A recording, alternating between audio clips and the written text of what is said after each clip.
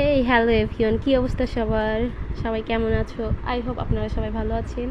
আলহামদুলিল্লাহ আমিও ভালো আছি, অ্যান্ড আমার ময়না দুইটাও ভালো আছে। তো আজকে আমি তেলাপিয়া মাছের বিবিকিউ, আসলে আমি বারবিকিউকে বিবিকিউ বলি, আর এটা শুনে সবাই হাসে, বানাতে যাচ্ছি আর কি।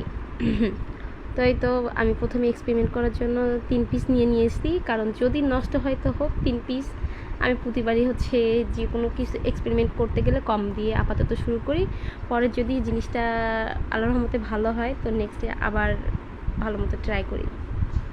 এই তো হচ্ছে ছুরি দিয়ে আলগা করে কেটে নিলাম, যাতে মশলাগুলো ভিতরে ঢুকে একটু জুসি টাইপের হয়, ওই জন্য।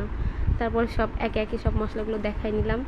যাদের হচ্ছে ভিনেগারের গন্ধটা ভালো না লাগে তারা আমার মতো লেবু ইউজ করবেন, কারণ আমার ভিনেগার ভালো লাগে না।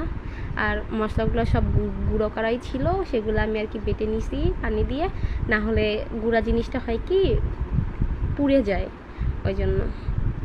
তাই আমি ম্যারিনেট করে ওভারনাইট রেখে দিয়েছিলাম, কারণ আমরা সেদিন বাইরে ঘুরতে গিয়েছিলাম জন্য, যে খাওয়া দাওয়া করা হয়েছে বাইরে, বাড়িতে এসে তো আর এত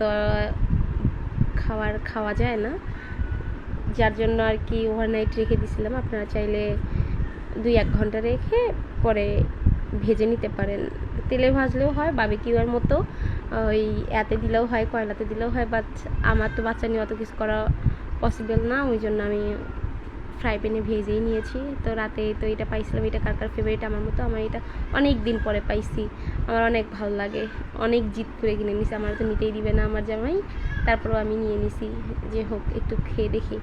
তো পরের দিন উঠে আর কি সেই ম্যারিনেট করে রাখা মাছগুলা খেয়ে নিলাম, মজাই ছিল বানানোর পরে।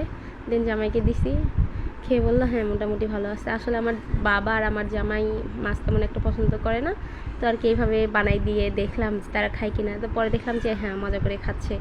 তো by everyone, thanks, like, comment and share.